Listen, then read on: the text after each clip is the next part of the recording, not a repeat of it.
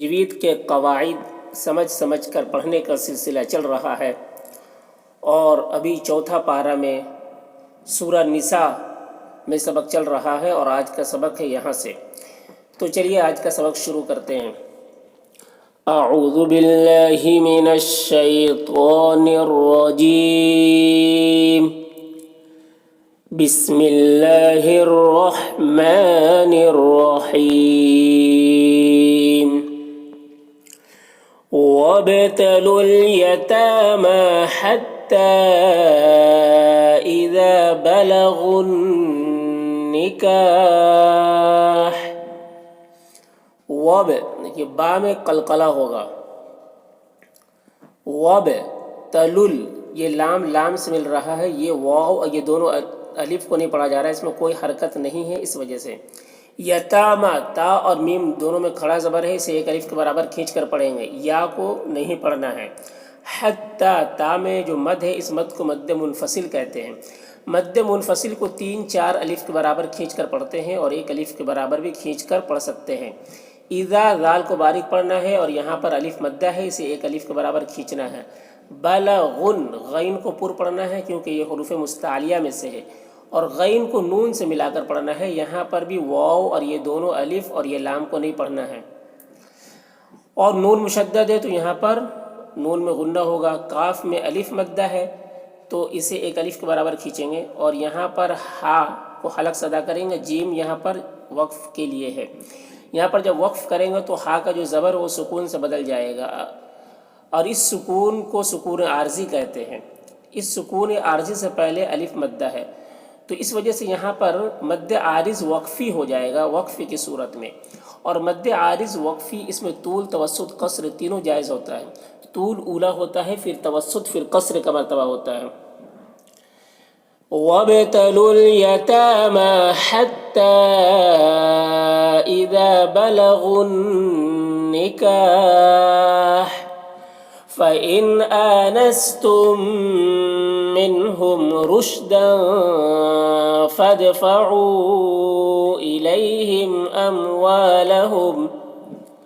فَإِن نون میں اظہار حقیقی ہو رہا ہے، نون کو جلد پڑھیں گے۔ آنستم حمزہ میں کھڑا زبر ہے، اسے ایک الف کے برابر کھینچ کر پڑھیں گے۔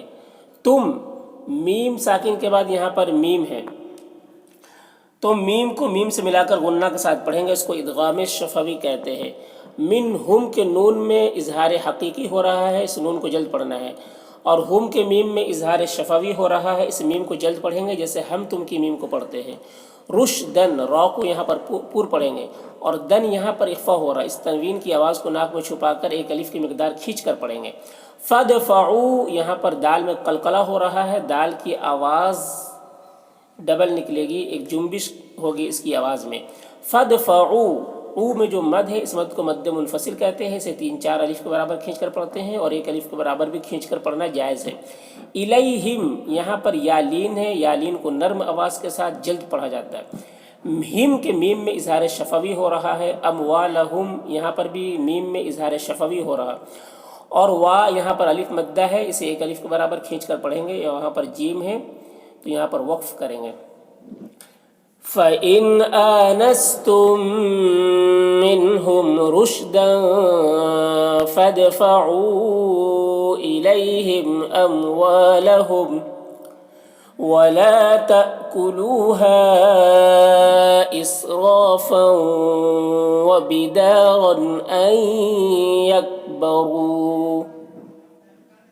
ولا یہاں پر الف مدہ ہے، اسے ایک الف کے برابر کھینچ کر پڑھیں گے۔ تا یہاں پر حمزہ ساکنہ ہے، اسے جھٹکا لگا کر پڑھیں گے۔ کلو یہاں پر واو مدہ ہے، اسے ایک الف کے برابر کھینچ کر پڑھیں گے، اور ہا میں جو مد ہے اس مد کو مد منفصل کہتے ہیں، اسے 3-4 الف کے برابر کھینچ کر پڑھتے ہیں۔ اس را کو یہاں پر پور پڑھنا ہے، اور یہاں پر الف مدہ ہے۔ فوں یہاں پر تنوین کے بعد حروف یومن میں سے واو ہے تو یہاں فوں میں ادغام ناقص ہوگا، اسے غنہ کے ساتھ میں پڑھنا ہے۔ وَبِدَارًا دا میں الف مدہ ہے، اسے ایک الف کے برابر کھینچ کر پڑھیں گے، اور رن میں جو تنوین ہے اس تنوین میں اظہار حقیقی ہو رہا، اس تنوین کو جلد پڑھنا ہے۔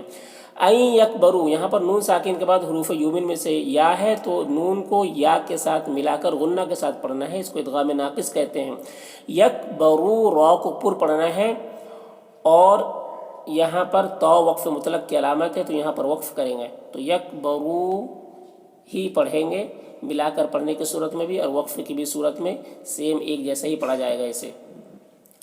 وَلَا تَأْكُلُوهَا إِسْرَافًا وَبِدَارًا أَن يَكْبَرُوا وَمَن كَانَ غَنِيًّا فَلْيَسْتَعْفِفْ.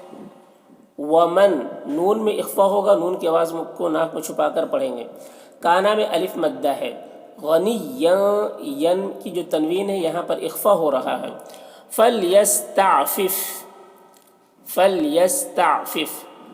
ومن كان غنيا فليستعفف ومن كان فقيرا فليأكل بالمعروف. ومن کے نون میں اخفا ہو رہا ہے، کانا میں الف مدہ ہے. فقی قاف کو پر پڑھیں گے اور یہاں پر یا مدہ ہے، ایک الف کے برابر کھینچ کر پڑھیں گے اور را کے اوپر جو تنوین ہے را کو پر پڑھنا ہے اور تنوین میں اخفا کرنا ہے. فلیأکلوا یہاں پر حمزہ ساکنہ ہے، جھٹکا لگے گا. بالمعروف یہاں پر را کو پر پڑھنا ہے اور یہاں پر بھی جب وقف کریں گے تو مد عارض وقفی ہوگا معروف میں. وَمَن كَانَ فَقِيرًا فَلْيَأْكُلْ بِالْمَعْرُوفِ فَإِذَا دَفَعْتُمْ إِلَيْهِمْ أَمْوَالَهُمْ فَأَشْهِدُوا عَلَيْهِمْ. فَإِذَا ذال کو باریک پڑھنا ہے اور الف مدہ ہے یہاں پر. دفعتم میم میں اظہار شفوی ہو رہا ہے. الیہم یہاں پر یا لین ہے، اسے جلد پڑھنا ہے. میم میں اظہار شفوی ہو رہا ہے، اموالہم کے میم میں بھی اظہار شفوی ہو رہا ہے اور یہاں پر واو میں الف مدہ ہے. لہم کے میم میں اظہار شفوی ہو رہا ہے. فاشہدوا یہاں پر واو مدہ ہے، اسے ایک الف کے برابر کھینچ کر پڑھیں گے. علیہم یہاں پر یا لین ہے، اسے نرم آواز کے ساتھ جلد پڑھیں گے. فَإِذَا دَفَعْتُمْ إِلَيْهِمْ أَمْوَالَهُمْ فَأَشْهِدُوا عَلَيْهِمْ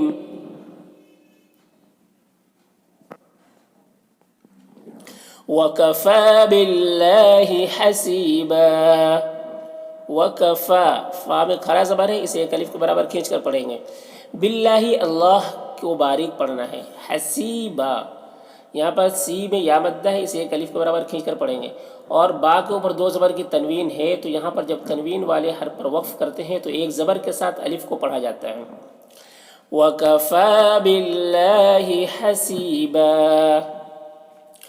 لِلرِّجَالِ نَصِيبٌ مِّمَّا تَرَكَ الْوَالِدَانِ وَالْأَقْرَبُونَ. لر یہاں پر را کو باریک پڑھیں گے، جیم میں الف مدہ ہے. نصیبم نصیبن صاد کو پر پڑھیں گے، حروف مستعلیہ میں سے ہے اور یا مدہ ہے یہاں پر. بم میں تنوین کے بعد حروف یومن میں سے میم ہے تو تنوین کو میم سے ملا کر غنہ کے ساتھ پڑھیں گے، اس کو ادغام ناقص کہتے ہیں. مما کے دوسرے میم مشدد ہے، اسے بھی غنہ کے ساتھ پڑھیں گے اور الف مدہ ہے تو ایک الف کے برابر کھینچ کر پڑھیں گے. ترا کا را کو پر پڑھیں گے. والدانی یہاں پر واو میں الف مدہ ہے اور دال میں کھڑا زبر ہے، یہ دونوں کو ایک الف کے برابر کھینچ کر پڑھیں گے. والاقربون قاف کو پر پڑھنا ہے اور قاف میں قلقلہ کرنا ہے. را کو بھی پر پڑھنا ہے اور یہاں پر وقف کریں گے تو بونا میں مد عارض وقفی ہوگا. للرجال نصیب مما ترک الوالدان والاقربون. وَلِلنِّسَاءِ نَصِيبٌ مِّمَّا تَرَكَ الْوَالِدَانِ وَالْأَقْرَبُونَ مِمَّا قَلَّ مِنْهُ أَوْ كَثُرَ. ولن نون مشدد ہے تو نون میں غنہ ہوگا اور سا میں جو مد ہے اس مد کو مد متصل کہتے ہیں، اسے 3-4 الف کے برابر کھینچ کر پڑھتے ہیں۔ نصیب صاد کو پر پڑھنا ہے اور یہاں پر یا مدہ ہے، اسے 1 الف کے برابر کھینچ کر پڑھیں گے۔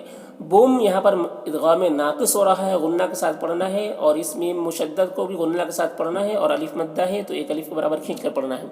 ترا کا را کو پر پڑھنا ہے، والدانی یہاں پر وہ الف مدہ ہے اور دال میں کھڑا زبر ہے، دونوں کو 1 الف کے برابر کھینچ کر پڑھنا ہے۔ والاقربون قاف کو پر پڑھنا ہے اور قلقلہ کے ساتھ میں پڑھنا ہے، را کو پر پڑھنا ہے، بونا یہاں پر واو مدہ ہے، اسے 1 الف کے برابر کھینچ کر پڑھنا ہے۔ مما میم مشدد غنہ کے ساتھ پڑھیں گے اور الف مدہ ہے، اسے 1 الف کے برابر کھینچ کر پڑھیں گے۔ منہ نون میں اظہار حقیقی ہو رہا ہے، نون کو جلد پڑھنا ہے۔ او یہاں پر واو لین ہے، اسے نرم آواز کے ساتھ جلد پڑھنا ہے۔ کثر سا کو باریک پڑھنا ہے اور یہاں پر تا ہے وقف مطلق کی علامت، وقف کریں گے تو را کو یہاں پر پر پڑھیں گے اور زبر جو ہے را کا وہ سکون سے بدل جائے گا۔ وَلِلنِّسَاءِ